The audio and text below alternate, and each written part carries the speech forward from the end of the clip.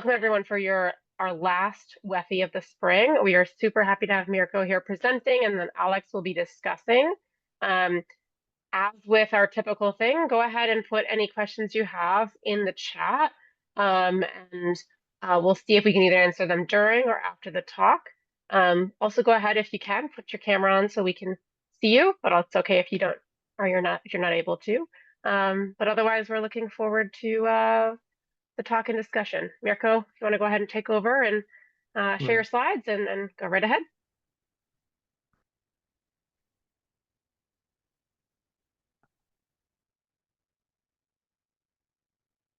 Okay, thanks very much for inviting me. So Viet Nguyen, one of my co-authors, he's in the audience. He'll be available in the chat to answer questions there. If there are pressing questions, I assume Melanie or someone else will shout out. Right? I'm happy to answer questions as we go. I've got a stopwatch. I recommend buying stopwatches off Amazon. They really help you with presentations and lots of things, cooking. And I'll try and keep this below the 40 minutes if I can. Well, definitely below the 40 minutes. Okay, the new wave, technology diffusion in the UK during the 2010s. Okay, the general kind of motivational idea behind this paper is that computing or information technology is actually, we think of it as being this new technology, right? That's become newly ubiquitous in daily life. But, when we really think about it and we think about how old we are, it's actually a very old technology, right? So if we sort of date the beginnings of modern digital computer technology to the early 1950s, late 1940s, early 1950s, we had these big mainframe computers. We've had now 70 years of evolution, close, 75 years of approximately 75 years of evolution of computing technology. This has gone through these different periods where we start with mainframes, we start to get personal computing technology in the late 70s and into the 1980s. That diffuses intensively during the 1990s. And now, over the last 10 to 15 years, we've had this consolidation of PC desktop type computing with cloud computing, right? So big computing through the cloud and machine learning and big data, right?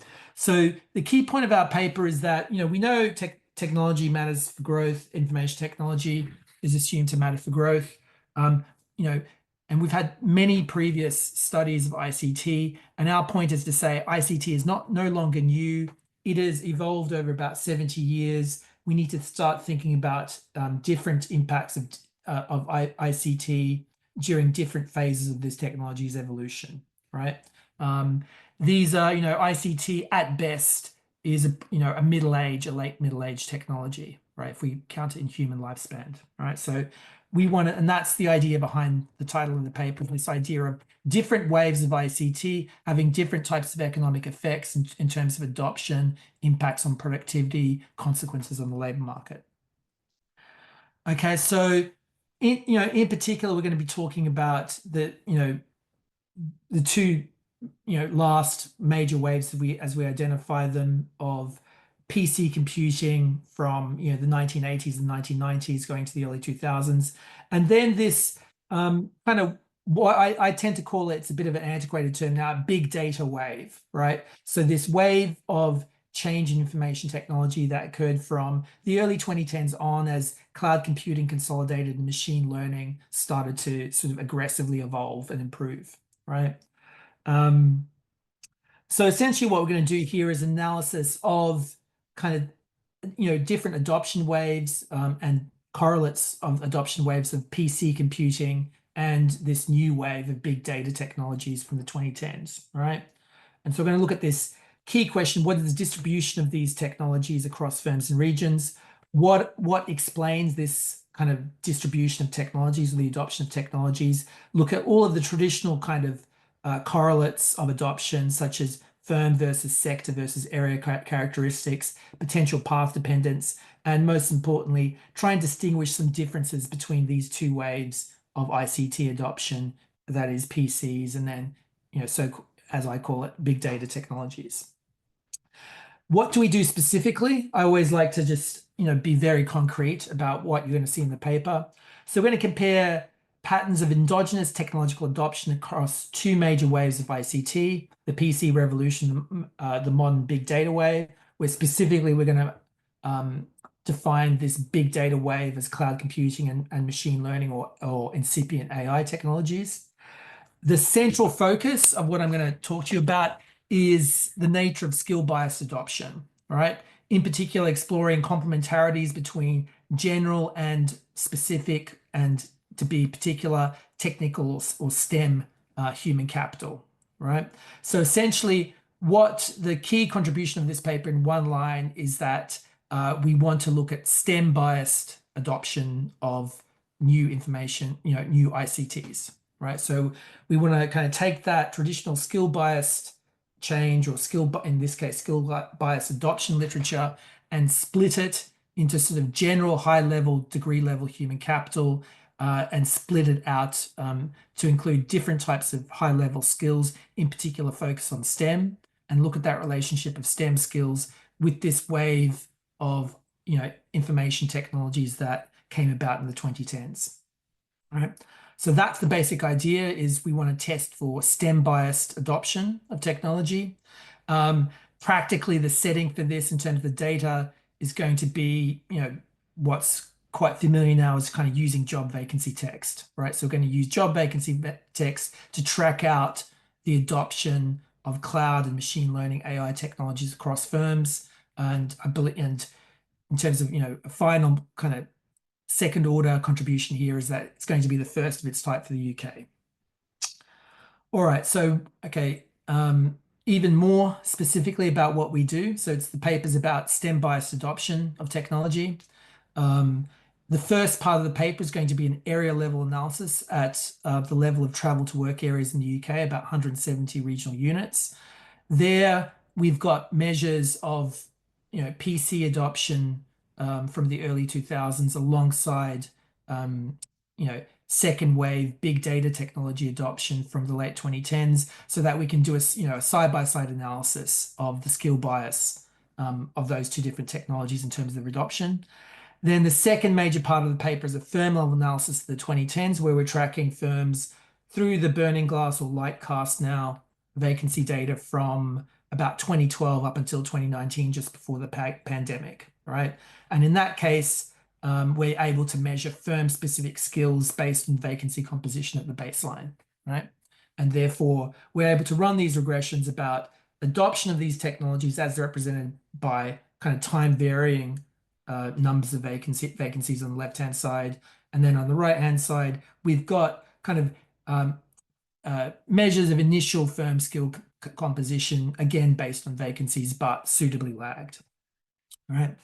And so the general theoretical setting of this is, a traditional neoclassical technology adoption framework, as per the paper on technological revolutions by Beaudry, Doms, and Lewis from 2010 in the JPE, right?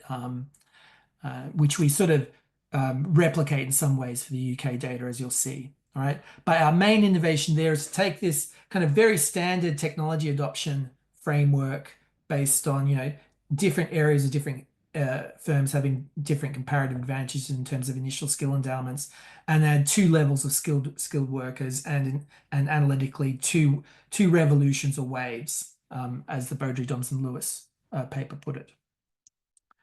Okay. All right. So in terms of the main findings, right? So all the technologies that we look at, skill bias in the sense they're adopted more intensively where skilled workers are abundant. For the second wave, what we find is that comparative advantage in technical skills, that is STEM skills, becomes much more important in attracting the adoption of new technologies than general skill, right? So we find this dominating effect in the region level results of STEM skills on the adoption of these kind of big data computing technologies versus general degree skills, right? Then when it comes to the firm level analysis for the 2010s, there's a distinctive pattern in the growth of the extensive versus intensive margin of technology adoption in this second wave, right?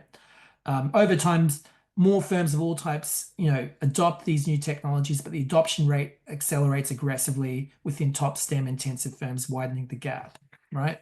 So specifically, what I think you'll get out of the paper here is that um, this pattern of STEM bias adoption of these big data technologies in the 2010s was acutely STEM biased, right? And so we're seeing a very skewed adoption where literally the top 50 to 100 firms in like this sort of snapshot of the UK economy that we're measuring account for 60% plus of all of these cloud and machine learning AI type vacancies, right? And so that's something we think hasn't necessarily been as starkly depicted before, is this incredibly skewed adoption that follows the pattern of kind of STEM workers across the economy.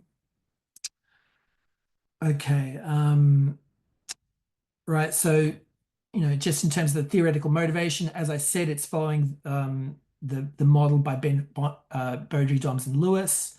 It's just following the basic intuition that technology does not diffuse randomly across space, but follows comparative advantage. It's aggressively adopted where complementary factors are relatively abundant and cheap, right? Hence the idea of endogenous technological adoption. And as I've said before, what we're doing here, the wrinkle that we're adding to the literature is that we're including specific technical human capital as a factor that complements new technologies. Empirically, we're going to proxy this in two instances by the share of STEM workers at baseline, right? So in the regional panel or regional cross sections, we're going to use occupational shares, STEM occupational shares at baseline. In the firm level panel, we're going to use again occupational shares defined from within the Lightcast, the burning glass data at baseline, right? Okay, so data. So we're kind of using three major areas of data. So first, in terms of personal computer adoption, we're using effectively something that you could think of as vintage data, right? So we're measuring PC adoption using data provided by Hart Hanks, a multinational IT marketing company, right? Where what Hart Hanks do is essentially they're taking regular surveys of firms across different countries about their IT usage, and they're selling that on to kind of vendors of IT equipment for marketing purposes, right? And so effectively, this is a commercially driven survey of ICT equipment across establishments across many different countries, right? Surveys large firms with at least 100 employees, with some surveying below that threshold. We're going to take a slice of the data, between 2000 and 2002, right?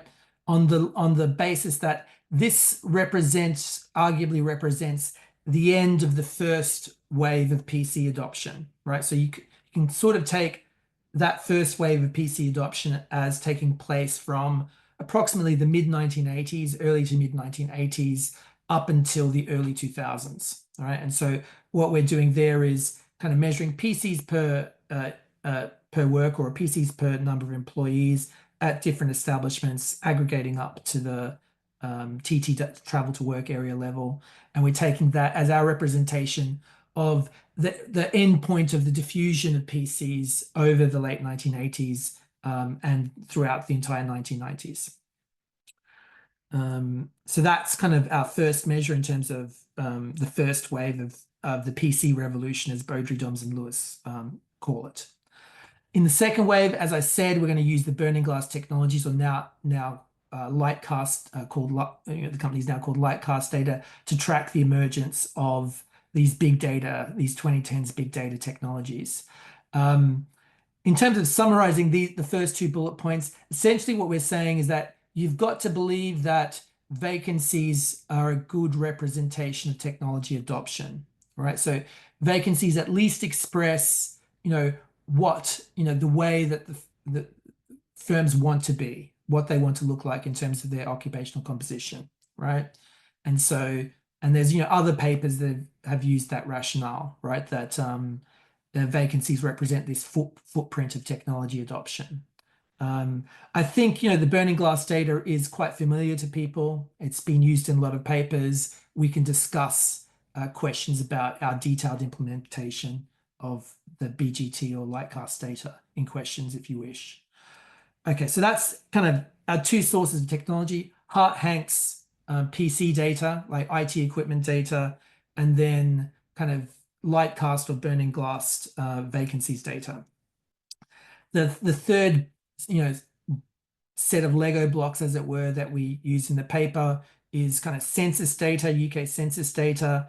Here, essentially, this is going to provide our right-hand side variables in our regional regressions, right? We're using travel to work area level measures of degree shares and STEM related workforce shares, right?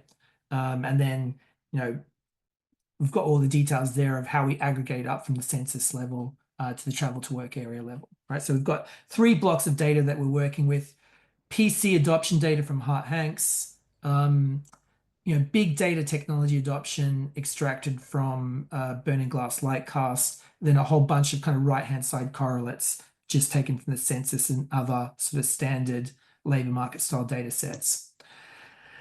Then in terms of measuring the technologies, what we do is we utilize this kind of approach, or this this general approach from the Bloom.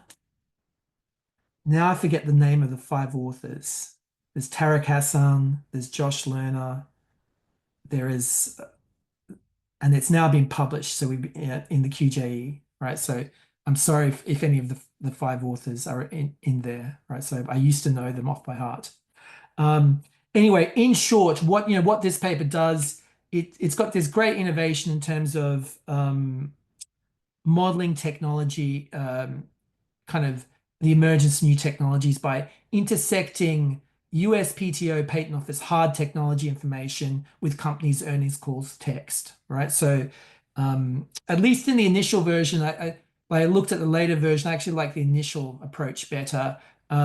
What they're essentially doing there is looking at the fast-growing patents, looking for bigrams that appear, like, 2-word phrases that appear in the fast-growing patents, subset off that chunk of text, and then look for that text, representing, cutting edge or frontier technologies in earnings calls text, right? And so essentially they've got that intersection of hard scientific or technology information with commercial information about what technology is being talked about, and then use supervised learning to group these bigrams into, in the iteration that we're using, 29 different technologies, right? And so we take that approach in terms of the bigrams and we adapt this for the UK data. So essentially we're taking, the bigrams associated with the 29 technologies that Bloom et al.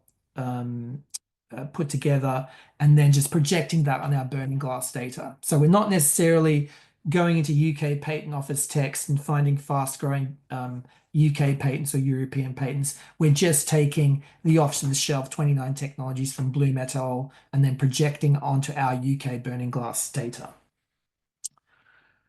Okay. And then, we come up with these different measures that we then collapse down to whatever industry, TTWA, or firm level, right? In the case of firm level, what we're doing is we're taking the firm level information from the burning glass data, right? And so what we're going to do there is, identify firms or employers through employer name, because that's the best identifier that we had in our version of the burning glass data. And we're going to restrict on the subset of large firms with an average of at least 100 job postings per year, right? And so that's, that helps with measurement error, but in particular, we want to do that because we want to construct credible measures of initial occupational composition, right? Because we want to calculate the initial composition in terms of like high skill workers or STEM workers, medium skill workers, and so on, right? And so that's how we're going to restrict. We're going to build a panel out of the burning glass data and then apply this restriction in terms of average number of posts, and then also do it as a balanced panel, right? And that's more to just to deal with just getting as clean an analysis as possible. So we're sort of trading off having sort of a clean, consistent sample that is going to, represent a big chunk of the economy versus picking up those kind of not so much fringe elements of the the economy as kind of the secondary layer of the economy. And that we're going to end up with about 1,800 firms there for our firm level analysis. Okay, so let's go into what what this kind of burning glass derived data looks like. So this is just a very fancy way. I think it's called an umbrella plot of just depicting how STEM intensive a lot of these technologies that have been picked up by the Bloom et al. Methodology are, right? So what it's saying there is the different radiuses of the umbrella here represent different levels, different shares um, of these different workers. So for example, in computer vision, you've got about a 50% share of ICT professionals, right? In wireless charging, you've got a 55% share of engineering professionals, right? And so the point here is to say that a lot of the technologies that Bloom and et al. Pick up are incredibly STEM intensive and in some ways conflate, um, you know, uh, occupation with the technology arguably in some ways, right? But it shows the richness of the information in the approach. This is then looking at diffusion across our firm level panel, right? So we've got 29 technologies, and what we've done here is essentially group it. We've got different Y scales in these different figures, and so we've grouped it by sort of technologies, that are bumping around particular levels, right, on the Y scale. And the point here to say is that, we've got this big group of 29 technologies picked up by the Bloom et al. Methodology, but the two big sort of ubiquitous sets of technologies would be up here in the top left-hand corner, which we just call ICT intensive major.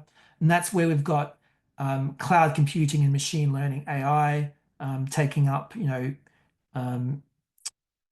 this is extensive margin. So, it's present. We've got cloud computing present in this sample across, about 40% of firms by the end of the sample. So we've got essentially two areas of ubiquitous adoption, which is ICT intensive, right?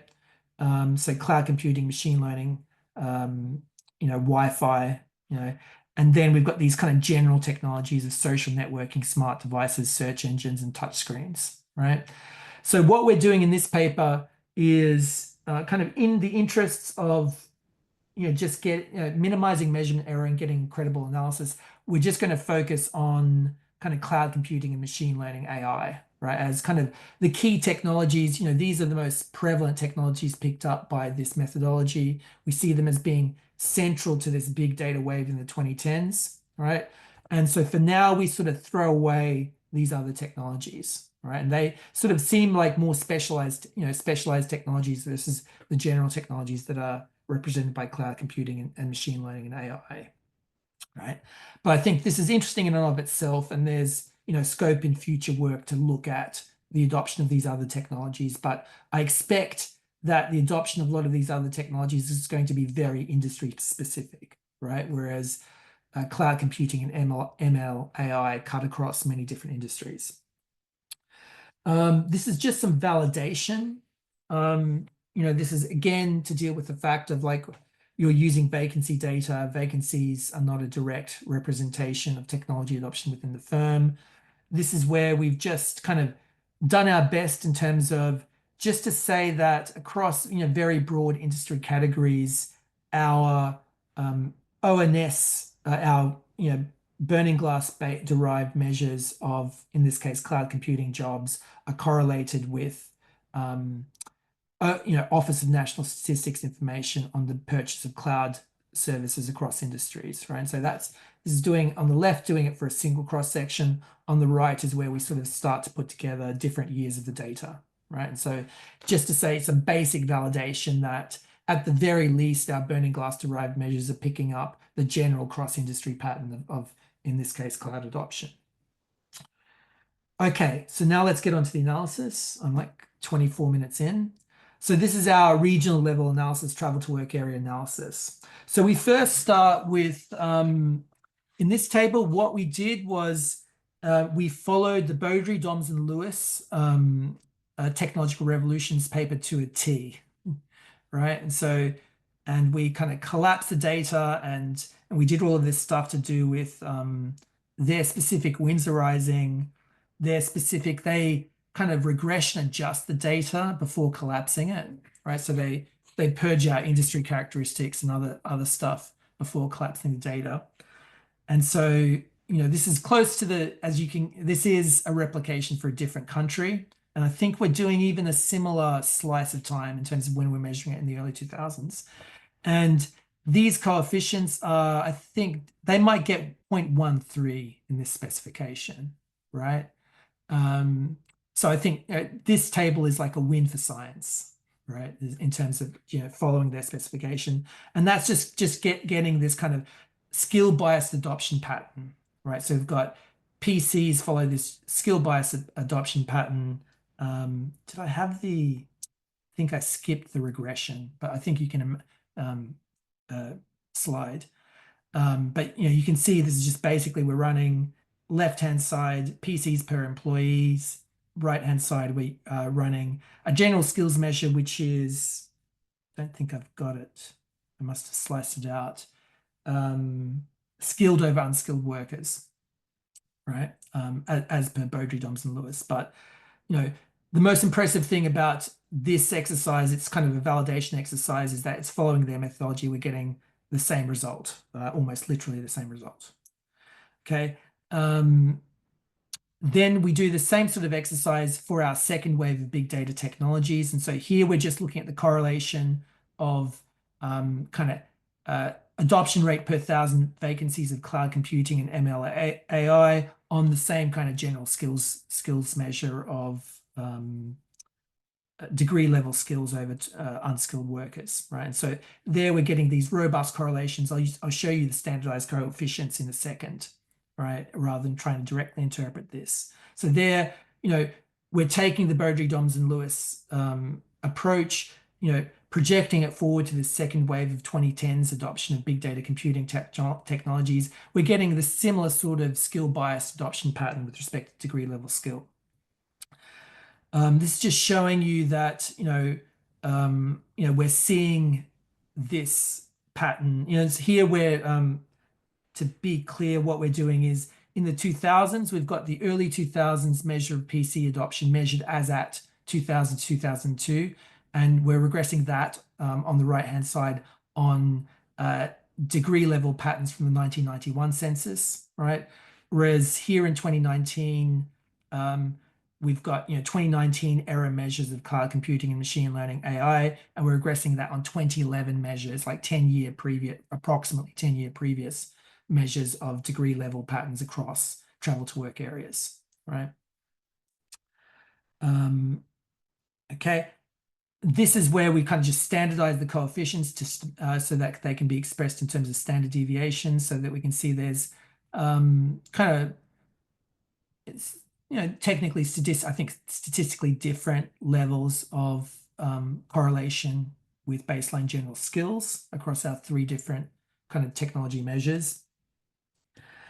And then we get to one of the main results of the paper. So here, what we do is we've got our baseline general skills measure, right, that we had in the previous tables. Now we introduce our baseline STEM skills measure, right? And so that's based on occupational composition in terms of STEM workers about 10 years before, right? So one thing to note, this might come up in questions, is that here for general skills, we're using an education qualification-based measure of skills, right? Whereas for STEM skills, we're using an occupational composition measure based on different STEM-related occupations. That's essentially just because of technical constraints, right? Within the UK census, you can't get consistent type of degree breakdowns over time, right? And so here, in terms of main results for the paper, what we see is that kind of our baseline STEM skills variable essentially knocks out the baseline general skills correlation, right? Which was kind of significant when we had it in on its own. Whereas you've got kind of, separate effects or separate associations for baseline general skills versus baseline STEM skills for PC adoption. Right. So in here, essentially what we've done is taken the Beaudry, Doms and Lewis framework, reproduced it for the UK in terms of the PC revolution, introduced kind of new outcome measures to do with the later new wave, the 2010s wave of big data computing, and then also introduced this measure of STEM skills to run this horse race between general degree level skills and STEM skills, and showing this dominating effect of STEM skills for adoption in the second wave. Okay. And then kind of this is a hint as to what might be going on in the UK, or what might be going on in terms of STEM skills. So what we've got here is this illustrates the distribution of graduate shares and STEM shares in 1991, 2011 across 770 TWAs. So these are, think, interquartile box plots, essentially showing distributions. And what this is, the first point to note is that, STEM is at a much lower level, right? So there's just level differences between STEM and general, degree level human capital. And there's very limited growth in STEM as measured in this data across time, whereas there's massive growth in degree defined skills, right? So that seems to be saying that educational expansion over this period was overwhelmingly dominated by non-STEM type degrees, right? And I think that's something kind of an interesting secondary find, like not so much finding as factoid from the paper, right? Is that we've had this massive increase, this massive educational expansion across lots of different countries. It doesn't, it seems to be disproportionately non-STEM increase in education, or at least in the UK. Right. And so the point here is that there's little STEM to go around in the UK, relatively little STEM to go around, and there hasn't been much growth relatively as much growth in it over the last 20 years. Okay, I've got about 9 minutes, so let's get into the firm analysis, the firm panel analysis. Right, so this is first out of our kind of 1800 firm panel, balanced panel. We're looking at the extensive and intensive margin of kind of cloud computing adoption. So this is a 0-1 measure of whether, a firm in our 1800 firm sample, is advertising any kind of cloud vacancy or any kind of ML AI vacancy. And there we're seeing this steady growth over the 2010s with a level difference with respect to, higher share of cloud. And we're seeing this ubiquity of cloud approaching, 45, close to 50% by the time we get to the end of our sample in 2019, 2020, right?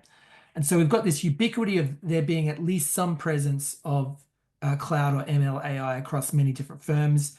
For ML AI, it's reaching just below 30% by the end of the sample.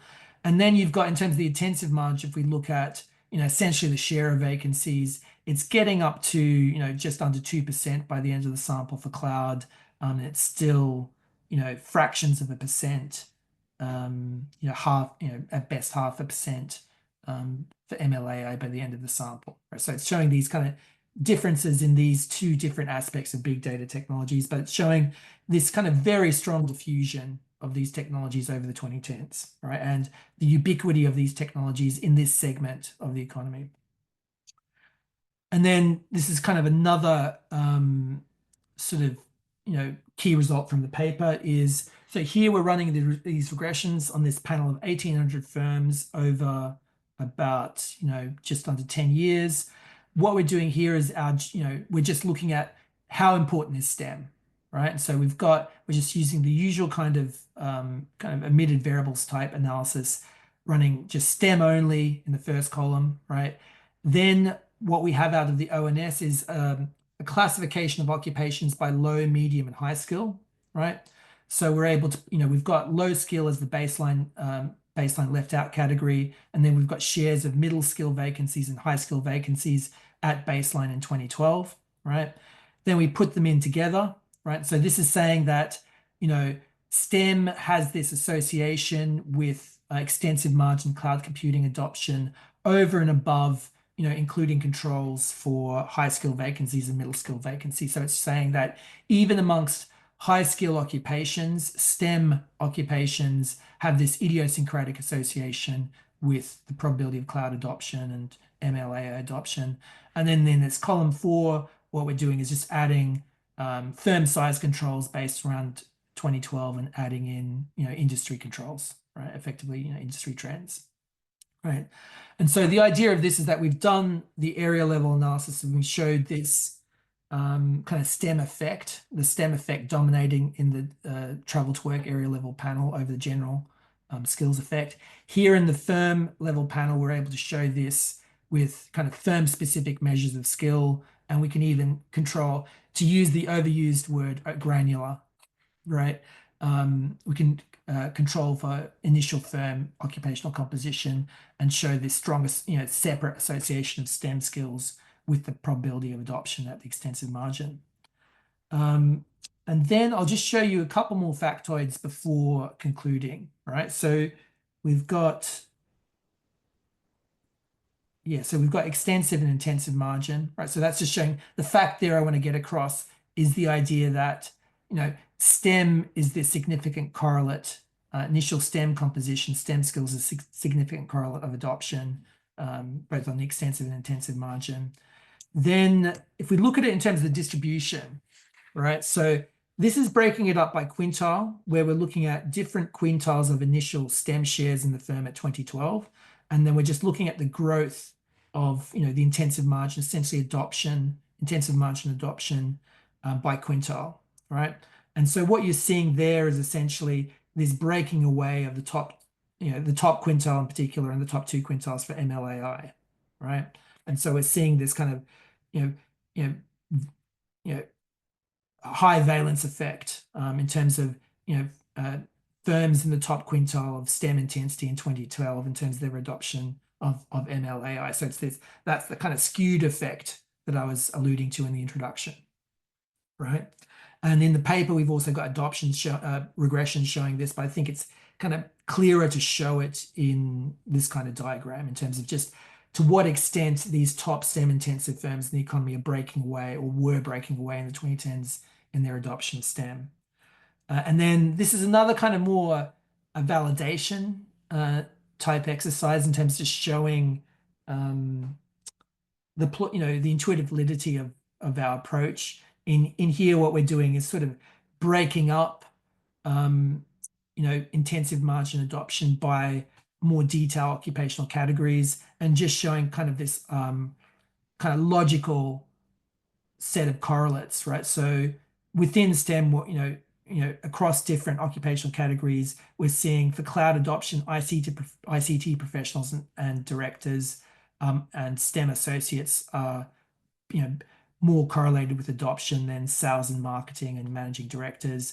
For the intensive margin for MLAI, we see it loads quite heavily on scientists, right? So more technicians, right? So that's just showing the kind of general validity of this approach of looking at initial occupational composition. And then finally, speaking to the skewness, what we do here is a sort of Lorenz type analysis where we're looking at, we're ranking the firms by vacancy volume, right? And what we're saying, what we're saying here is that the top 20 firms in our sample, right, accounted for in 2012, just over 60% of all ML vacancies, right, in 2012. Let's say the top 40 would have accounted by about 80% of all ML vacancies, right? So that's the kind of early phase of ML AI adoption in the early 2010s. By 2019, that sort of the diffusion had taken place, but you've still got kind of highly concentrated patterns of kind of technology adoption as we measure it. So you've got about 40%, the top 20 firms account for about 40% of all ML AI vacancies, similar number for cloud computing. And notably, this is way higher if we do the same sort of exercise in the blue line for STEM vacancies. These technologies seem to have kind of idiosyncratic skewed adoption amongst the top firms, right? Even relative to just if we think the distribution of STEM workers is skewed across the economy, all right? And so in terms of the conclusions of the paper, I think what we're trying to what we're contributing here is show this kind of new type of skill bias of technology adoption, specifically a STEM bias of technology adoption, right? So that's point one. Point two would be to show just how skewed this is, right? So we've had a few analyses, empirical analyses of kind of this type of technology adoption over the 2010s and into the 2020s. But I think our analysis shows kind of most starkly how skewed that adoption is and how concentrated it is. Ideally, what we would like to do and what we were looking at doing would be to validate, related predictions of these neoclassical models in terms of increases in return to skills and increases in the return to STEM skills in these, cases where they're intensively adopted. I think this is, one of the big untapped, overlooked issues in this crossover between labor economics and innovation, right, is what's been happening to STEM worker returns over, the last 15 years, right? And, to what extent, have they moved up within the top 5% or the top 1% of, the wage distribution? And then the other point I want to finish on, I'm going 1 minute over, is, you know, it's arguably, this second wave that we're looking at in the 2010s, was intrinsically different from the first wave, as cloud in particular had more organizational level fixed costs. So it's something very different. We've got to think of this as very different to PCs, right? And I think particular in the context of what we're looking at now, where there's a lot of hype about large language models, I think we're forgetting, we're starting to forget about this big data era and this cloud computing era, and how significant a development that was in the evolution of ICT and its impacts on the economy. All right, I'll leave it there, Melanie. Great. Awesome. Thank you so much, Mirko. Really interesting. We're going to turn over to Alex. Alex, if you want to share your screen and take it away. Okay. Thanks a lot for inviting me to discuss this very interesting paper. And Mirko did a great job presenting, so I'll just very briefly summarize the paper and offer my thoughts. So the paper, the broad question, as the title suggests, is how does human capital and the supply of worker skills affect technology adoption? And the main innovation of this paper is it assembles a bunch of really impressive data sets so that it can compare across two waves of new technologies, PCs, which started in the 80s and mostly happened in the 90s, and AI, which is in the last 10, 15 years. And it also looks at general skills, which is usually the focus of the literature, but also the more specific technical STEM skills. And it finds this really interesting conclusion that the general skills are important for both waves, but the STEM skills actually is much more important in the new wave of the AI technology adoption. So before I go to my comments, I just want to offer a bit of a background in the literature and also what I like about the paper. So the first context is this literature on the determinants of technology adoption and diffusion. So we know from a lot of papers that technology diffusion is a very, very slow process. So this is from the same Bloom et al. Paper. I think QJE reshuffles the author's order after publication. So now it's Kayani et al. But this figure shows that the disruptive technologies they typically start in the coastal areas in the U.S. But it can take 30 years or even longer to spread to other parts of the country. So then it's a really important question, like what are the determinants of which areas adopt the technology first and which areas adopt later? And there's also recent work showing that some technological transitions are faster than others. So then it's really valuable to compare across different ways of technologies. The second context is the macro labor literature on skill-biased technological change. So empirically, a major determinant of technology adoption is the relative input cost and input supply. So for example, if there is a shortage of labor supply, then firms are more likely to adopt automation technologies. If if the water resource is more scarce, then factories are more likely to adopt transition from water power to steam power. And the classical paper on this is Asmoglu 2002 restart paper on directed technological change. And it makes the point that technology is biased toward high-skilled labor if it increases the relative demand of high-skilled labor. Um, and then if there is an increase in the supply of high-skilled labor, that would endogenously increase the value of technologies that are complementary to the high-skilled labor.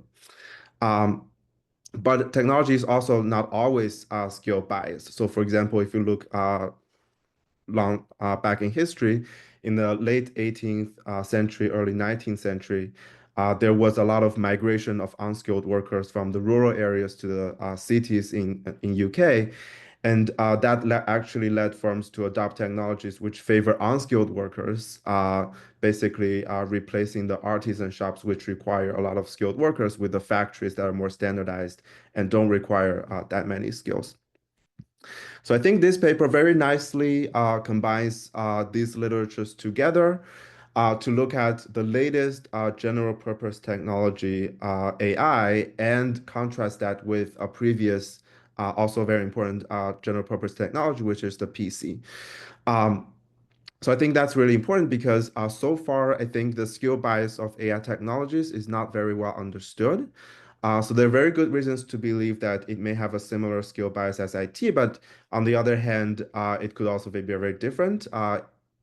We know that AI can replace even the very high-skilled college-educated tasks, and things like Gen AI, they can empower the less skilled workers. So in that sense, it can be unskill biased. And the paper also proposes a new bias, which is the STEM bias technology adoption, which is not really considered in the literature.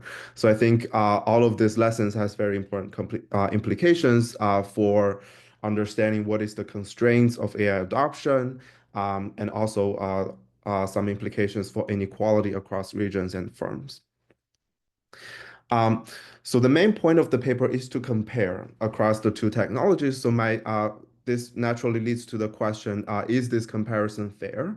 The main specification just looks at the adoption of the technology at a later point in time, and regress that on the skill supply, which is the share of college-educated workers, um, at the beginning of the adoption period. So for PC, the adoption of PCs was measured from the Hart-Hanks data in 2000, 2002, and the skill labor supply is measured from the 1991 census.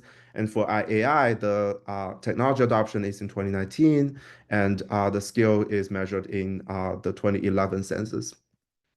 And then comparing across these two technologies, there are two differences. One is that it's a very different time period. They are actually about 20 years away. And second, they're also at different life cycles of the technology. So does that matter?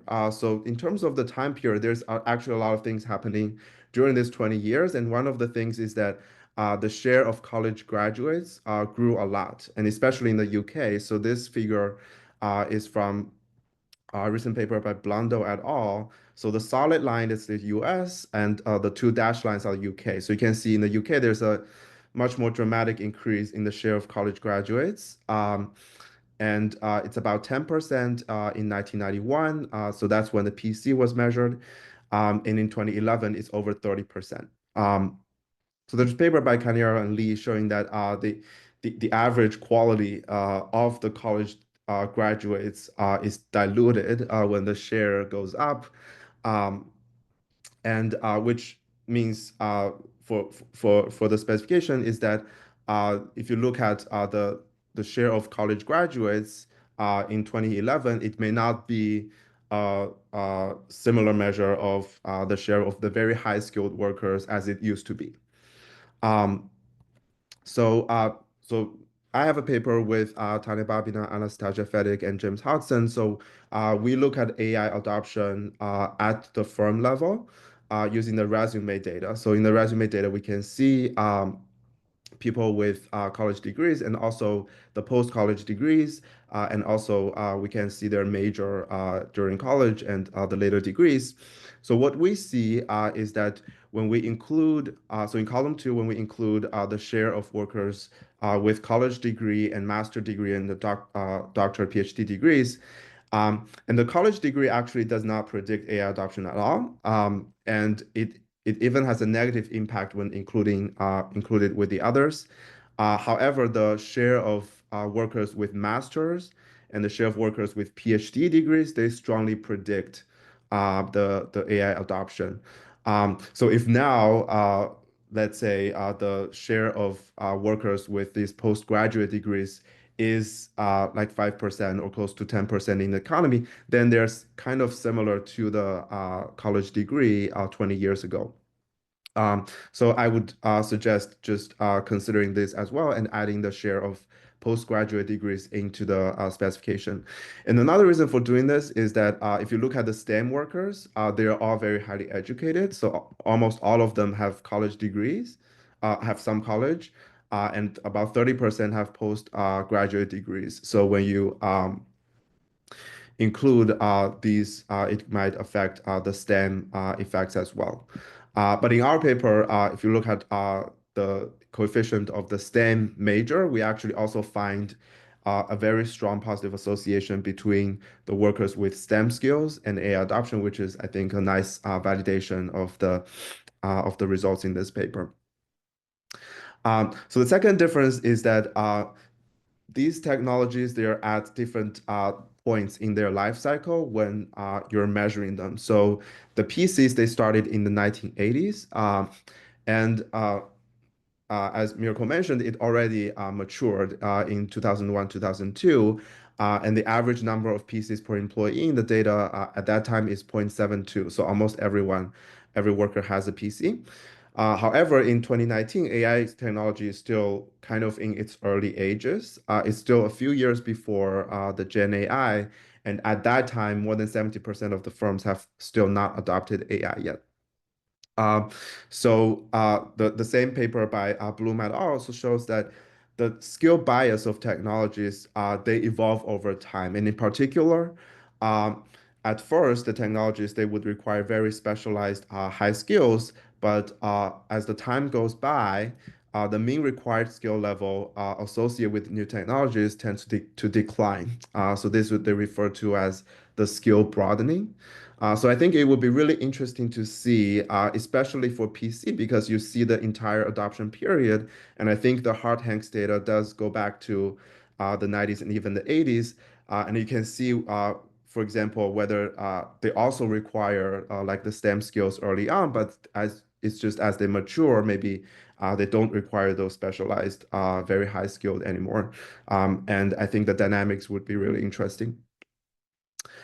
Um, so my second comment is about endogeneity. So Mirko did not really talk too much about this in the presentation. For the main message of the paper, which is the AI technologies, they are unevenly adopted, and the most high-skilled areas and firms adopt first, and that exacerbates inequality.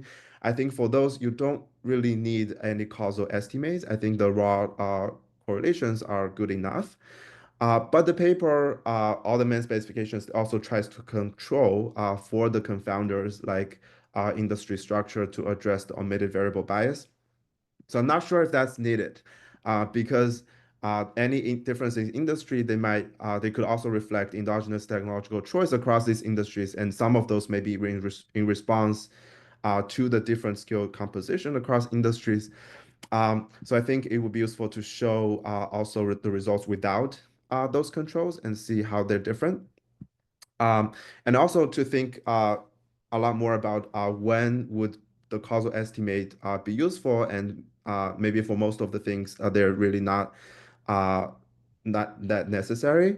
So I can think of two cases where a causal estimate would be useful. One is to test the theories of directed technical change to see whether this difference in skill supply would cause the technology to evolve in certain ways.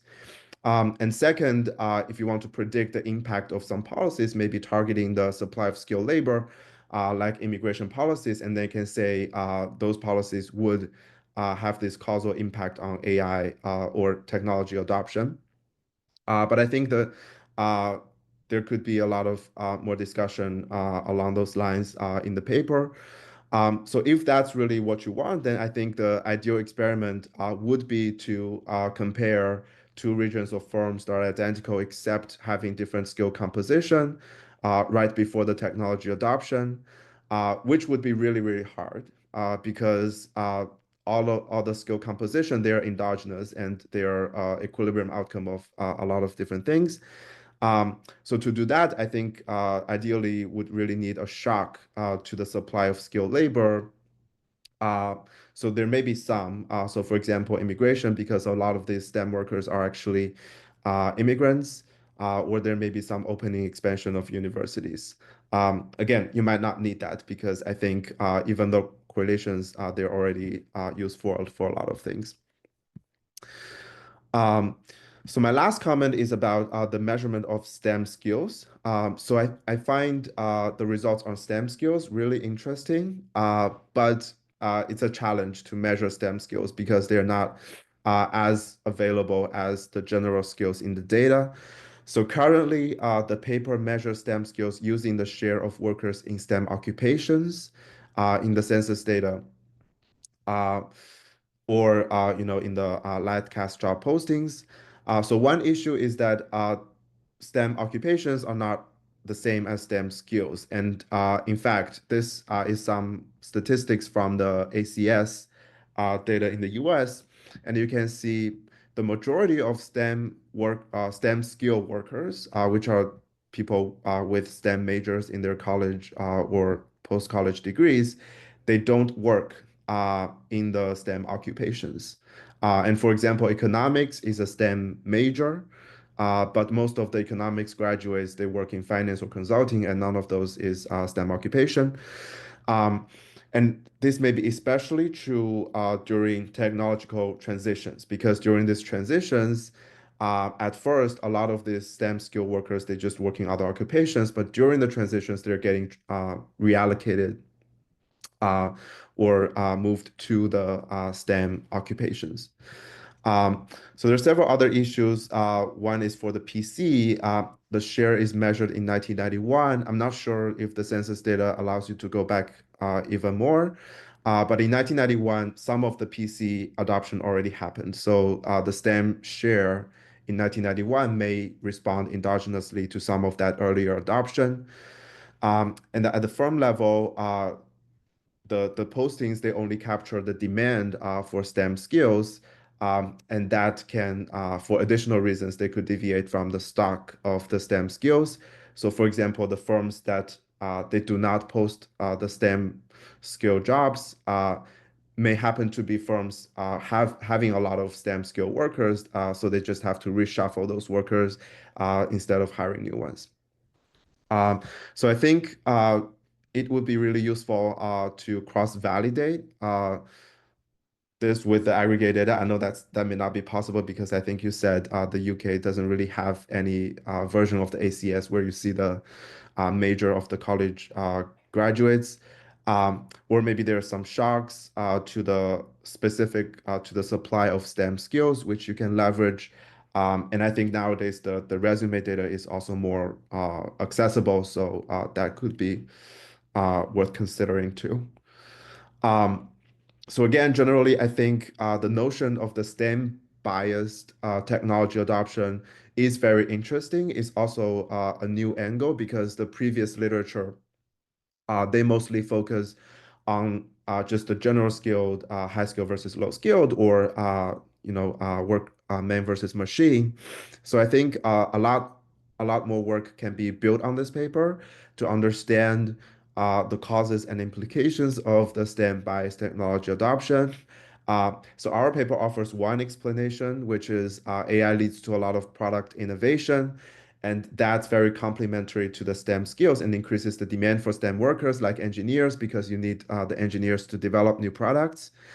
Um, and another very interesting paper by David Deming and Norrie, they show that the STEM jobs are very fast evolving. And if you look at the STEM workers, they get higher earnings when they first graduate, but over time they get slower wage growth because their skills very fast depreciates. And a lot of the good ones, they actually transition out of the STEM jobs.